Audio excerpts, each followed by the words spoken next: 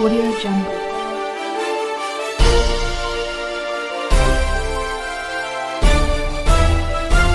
Audio Jungle. Rajput ही होगा। रानी का मतलब राजपूत ही होगी, ये बात गलत है। राजा होने के लिए राजपूत होना जरूरी नहीं है। राजा होने के लिए क्षत्रिय होना जरूरी नहीं है। ये बात हम पढ़े लिखे लोगों को समझ में आनी चाहिए।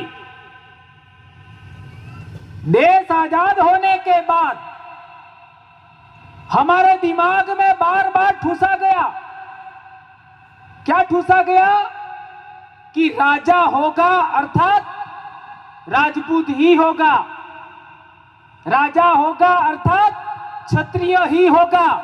ये बात मैं मानता हूं 90% झूठी है। हमारे देश में हमारे डूंगरपुर के हम बात करते हैं तो 13वीं शताब्दी में राजा डूंगर बरंडा भील था। आपके इलाके में 13वीं शताब्दी में उसी समय सोनारा भील राजा था। बांसवाड़ा में तो 15वीं यानी 16वीं शताब्दी तक राजा था। बांसवाड़ा में 16वीं शताब्दी तक बांसिया राजा था। अब सवाल पैदा होता है कि फिर हमारे राजा थे वो कौन सी व्यवस्था के थे और उनके राजा थे वो कौन सी व्यवस्था के थे। ये बात अच्छे तरीके समझने की जरूरत है। अपने इलाका में एक ते पाल रहे ने एक गाम रहे। पालना रेवा वाला कौन कौन हाथ उसा करो। ये मैं भी पाल का हूं, पालवी। पाल के लोगों को पालवी कहते हैं। पाल हमेशा 12 फलों की होती है, एक फला भी कम नहीं, एक फला भी ज्यादा नहीं। पाल शब्द संस्कृत भाषा ना कणाई ग्रंथ में है। संस्कृत साहित्य रामायण में जो पाल नहीं मिलेगा, महाभारत में जो पाल नहीं मिलेगा, पाले नहीं मिले, फला ही नहीं मिले, फला फड़िया यह भी नहीं मिलेगा। वेद में नहीं मिलेगा, पुराण में नहीं मिलेगा, उपनिषद में नहीं मिलेगा, क्योंकि पाल शब्द हमारे बाप दादाओं का है। जो हमारे बाप दादा का है वो वहां नहीं मिलेगा। पाल हमेशा 12 फलों की होती है। हर एक फले का एक मुखी होगा। मुखी को गमेती भी कहते हैं, कहीं कहीं पटेल कहते हैं, कहीं कहीं तड़वी कहते हैं। और जैसे जैसे एरिया बदलेगा वो भाषा बदलेगी, व्यवस्था नहीं बदलेगी। पूरे देश के अंदर आदिवासी समाज के अंदर यही व्यवस्था थी, भील समाज में यही व्यवस्था थी,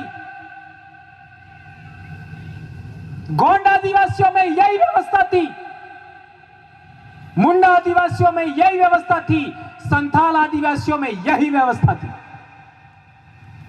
आप लोग आज की तारीख में मीणा लगाते हो, लेकिन देश आजाद होने से पहले क्या आप मीणा थे? 1880 के आसपास उदयपुर राजा के वहां एक दरबारी कवि था, उसका नाम था श्यामल दास। उसने किताब लिखी वीर विनोद।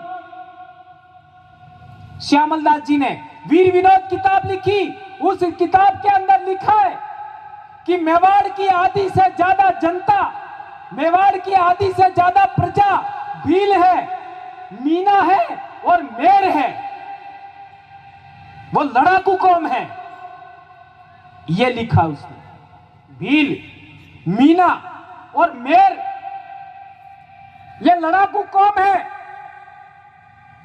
अब सवाल पैदा होता है, मेर कौन है? कहां गया मेर? आज का जो आपका अजमेर है वो किसके नाम पर है? मेर के नाम पर। उस इलाके को मेरवाड़ा कहते थे। बाड़मेर किसके नाम पर है? जैसलमेर किसके नाम पर है?